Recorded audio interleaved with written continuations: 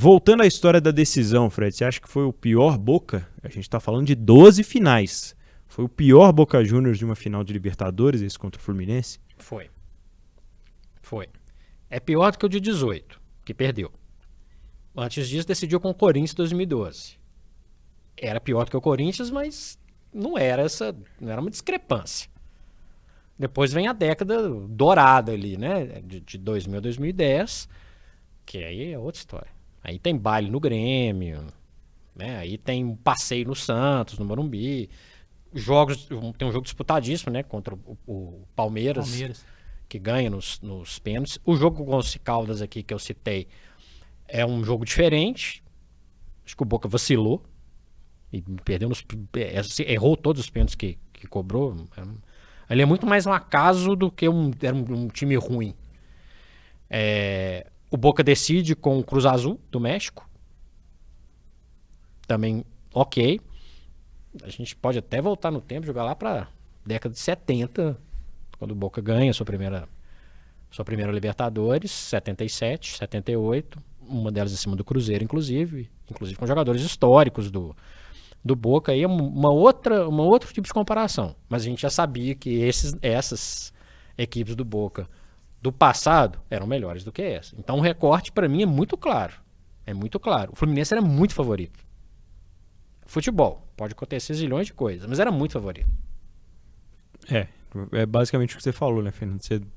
Das finais que você já viu o Boca Juniors jogar em Libertadores, essa foi a pior também? Ah, é pior, eu concordo com o Fred. Tanto é que eu ganhei um din-din, né, que eu apostei no Fluminense com dor no coração. Mas é porque realmente o favoritismo era muito grande, né? Não só por jogar também no Maracanã, mas a gente vê a mobilização, a aura do time, né? O Boca, em nenhum momento, na minha opinião, poderia vir aqui e surpreender, mesmo se fizesse um duelo tático, como fez contra o Palmeiras. Teve pouco a dar, né? Mostrou muito pouco. A amostragem do Boca foi muito limitada. Eu ainda acho que o time, aí falando de time no geral, eu acho que o time de 2013, se não me engano, foi o pior Boca que eu venho acompanhando já de 2000 para cá, o de 2013, que ainda conseguiu eliminar o Corinthians, né, com o grande Amarilla, o atacante, né, aquele juiz que realmente eliminou o Corinthians, um jogo absurdo, uma arbitragem horrorosa.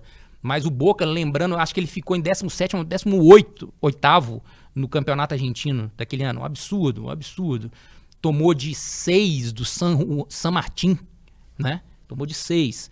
Então, assim, esse Boca me chamou muita atenção. Eu falei, poxa, Boca acabou. Mas o Boca sempre se reinventa, né? E vai chegando. Tem a questão da mística também que a gente tem que respeitar. Mas você não pode colocar as suas fichas, né? Não, agora é o Boca, nós vamos chegar como o Riquelme fez aí nessa temporada.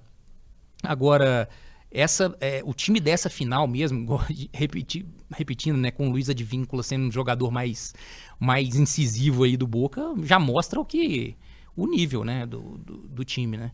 Eu acho que o disparate é tão grande, assim, pra gente situar quem tá nos ouvindo, quem tá vendo a gente. O Advíncula, que a gente tá falando, é um lateral com passagem no futebol brasileiro pela Ponte Preta. Nada contra a Ponte Preta, mas o Boca é muito maior. Sem dúvida, da seleção peruana e tudo mais, mas, né? Mas, né? Não dá. Não dá. Por mais que o Boca tenha empatado e empurrado um pouco mais essa final, eu, pelo menos, em nenhum momento eu fiquei com a impressão, o Fluminense vai fazer um gol daqui a pouco. Vai acontecer. Aconteceu. Repetindo, futebol. Poderia acontecer de outro jeito? Poderia. Mas não deu pista que isso aconteceria. Sem dúvida. Não deu. Se a gente for pegar a estatística do jogo, inclusive com muitas chances claras que o Fluminense desperdiça ao longo acho que principalmente do segundo tempo. Já depois do 2-1 poderia ter feito mais e as confusões, as expulsões acabaram chamando mais atenção e esfriando um pouco mais o jogo, porque o Fluminense dava toda a pinta de que ampliaria, né, a vantagem em cima do Boca naquela decisão.